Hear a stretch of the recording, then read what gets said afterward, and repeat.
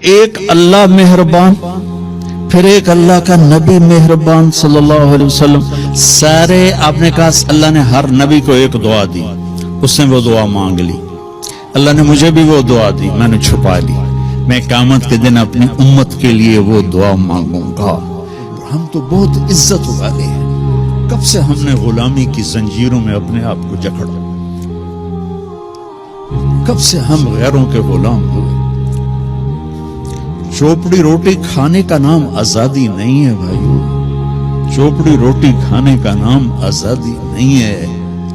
اس ایک اللہ کے سامنے جو جھک گیا وہ آزاد ہوگا، جو لا کہا وہ لا ہوا، وہ لا بھی اس میں لا ہوا، جز لا ہوا، کل لا ہوا، پھر کیا ہوا، اللہ ہوا۔ تو اس اللہ کو ماننے والے ہمیں بھکاری بنانا چاہتے ہیں؟